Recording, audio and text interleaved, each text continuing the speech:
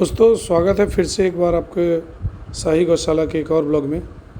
आज का जो विषय है वो है हरा चारा के प्रबंधन के ऊपर हम लोग। ये भी जो आप वीडियो में देख रहे हैं ये हमारा एडवांटा कंपनी का न्यूट्रीफीड लगा हुआ है। ये बिल्कुल एकदम अब अपने जीवन के आखिरी पड़ाव में है, ऐसा कह सकते हैं कि अब ये हटने वाला है, चूँकि फिर अब सर्दी का जो घास है वो लगने के लिए खेत को खाली करना है। फिर से इसमें हम लोग अभी जंगल को हटाने के लिए छिड़काव करेंगे पेस्टिसाइड्स का, फिर खेत को साफ़ करके इसमें नया घास लगेगा जो सर्दियों के दिनों में कटेगा। ये न्यूट्रीफीड जो भी आप देख रहे हैं ये 5वें कट में है, 5वें कट में इसकी ये स्थिति है। और इस बार भी अभी अगर आप देख रहे होंगे तो इसमें प्रोटीन जो आपको हरा दिख रहा होगा, थोड़ा सा कहीं कहीं बीच में हाइट भी कम है, चूँकि हम लोग इसको अब इसमें सिंचाई नहीं कर रहे हैं प्रॉपर, इसलिए कि अब हम लोग को काटना है। जस्ट अभी काटना था इसलिए इसको सिंचाई किया था, क्योंकि इसके जड़ में नमी होना चाहिए। नमी नहीं होगा फिर इसको काट के अगर हम खिला देंगे। इसकी देखिए हाइट दिखाने की कोशिश कर रहे हैं, ये आपके सामने इंसान खड़े हैं, इनका हाइट अभी हाथ भी उठा रहे हैं तो 6 फीट से ऊपर की इसकी हाइट हो रही थी। तो ये 6 फीट 6.5 फीट 7-7 फीट तक हमारे यहाँ इसका प्रोडक्शन मतलब हुआ है, उत्पादन लिया है हम लोगों ने, और ये बहुत ही बढ़िया है आपको। और ये दूसरा जो भी ये देख रहे हैं ये हमारा नेपियर का है, बुलेट का। ये हमने प्रेमदा डेयरी फार्म अस्तित्व जी उनके यहाँ से ला करके लगाया था, और धीरे धीरे एक मतलब हमको लगता है कि 10-20 गुल्ली इसका लेकर के आए थे हम लोग, और 10-20 गुल्ली से ही ये इतना ज़्यादा ये बड़ा है। देखिए इसका एक पौधा से ये महज 2 साल में ही इसका जो फुटाव है वो इतना ज़्यादा हो गया। ये देखिए कितना ज़्यादा इसने ग्रोथ किया, सिर्फ एक गुल्ली लगाने से। ये 2 साल होने वाला है, हुआ नहीं है, 2 साल में इतना ज़्यादा इसका प्रोडक्शन हुआ। अब इसकी हाइट देख लीजिए और इसका ग्रीनरीज देख लीजिए। और इसमें हम लोगों ने कुछ नहीं किया है, कोई भी अलग से पेस्टिसाइड्स अलग से कुछ भी खाद नहीं डाला है। हमने सिर्फ और सिर्फ जो अपने गौशाला का गोबर है वो गोबर डाला है और टाइम टू टाइम पानी डाला है। नेपियर लगाने का खास मकसद ये होता है, ये ट्रांजिशन जैसे हम लोग जानवरों का ट्रांजिशन करते हैं आखिरी महीने में।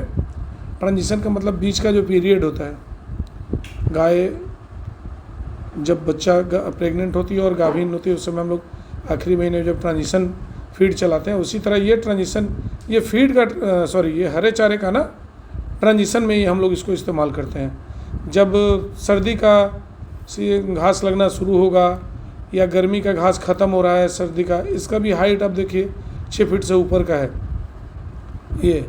और ये तो पता नहीं कितने कट गया होगा, इसका काउंटिंग ही नहीं होगा 2 साल में। इसको हर हम लोग मतलब 20वें दिन 25वें दिन है, बहुत हो गया 20 दिन तो बहुत हो गया, 20 दिन के अंदर वही हम लोग इसको काट लेते हैं। और इसका ग्रोथ देखिए, हरियाली देखिए। इसमें सबसे ज़्यादा है कि प्रोटीन की मात्रा बहुत ज़्यादा है।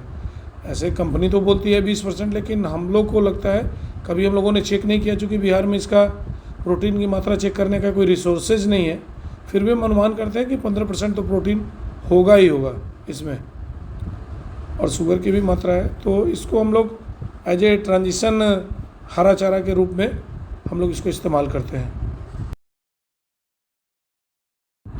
अब जैसे हम लोग बात करते हैं कि हरा चारा ही क्यों ज़रूरी है, तो हरा चारा जितना ज़्यादा आप जानवर को खिलाएंगे, चाहे वो हीफर है या मिल्किंग जानवर है, हरा चारा जितना ज़्यादा मिलेगा उसको कंसेप्शन रेट आपको उतना बढ़िया मिलेगा।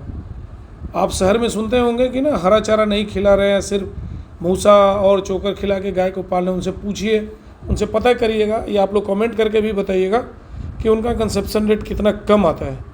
तो हरा चारा खिलाने का एक मेजर फ़ायदा हम लोग को ये है कि कंसेप्शन रेट जो है ना वो बहुत बढ़िया मिलता है। जितना ज़्यादा आप हरा चारा खिलाएंगे, जितना ज़्यादा प्रोटीन का डायरेक्ट सोर्स मिलेगा, उतना ज़्यादा अच्छा आपको कंसेप्शन रेट मिलेगा। तो एक ये वीडियो बनाने का एक और हमारा मतलब ये भी था कि लोगों को ये जागरूक किया जाए कि भाई आप हरा चारा जितना ज़्यादा खिलाएंगे जानवर को, उतना ज़्यादा आपको कंसेप्शन का रेट अच्छा मिलेगा।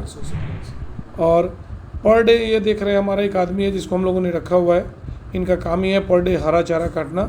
और पर डे अप्रॉक्स हम लोग 500 किलो के आसपास, 450 से 550 किलो के आसपास हम लोग पर डे हरा चारा काटते हैं। और अपने हीफर्स और जितने भी गैया हैं, ड्राई काऊ को छोड़ करके जब कभी कभी एक्सेस हो जाता है तो ड्राई काऊ को भी दे देते हैं, लेकिन ड्राई काऊ को छोड़ करके रेस्ट ऑफ, और ख़ासकर जो आखिरी के जो टाइम में जो प्रेगनेंसी का जिनका आखिरी टाइम होता है उनको नहीं देते, क्योंकि उनको प्रोटीन जब ज़्यादा देंगे, हरा चारा खाएंगे तो एडिमा होने का ऑर्डर में चांसेज रहता है। तो इसलिए आखिरी के दिनों में जानवर को हरा चारा से देने से बचना है, उनको नहीं देना है हरा चारा। बाकी आप ये देख ही रहे कि हरा चारे का प्रबंधन कितना ज़रूरी है, खासकर गौशाला करने के लिए।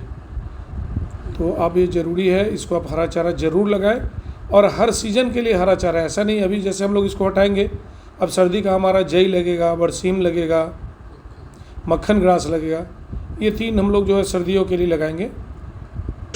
ये भी हमारी गाड़ी आ गई हुई है, इस गाड़ी से पर डे हमारा हरा चारा 500 केजी 400 से 500 किलो तक लेकर के जाते हैं। 2 बार ये हमारा 2 ट्रिप में जाएगा गाड़ी।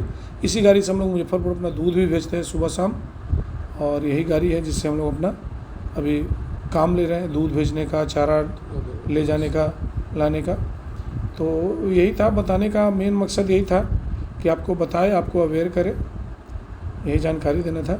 धन्यवाद।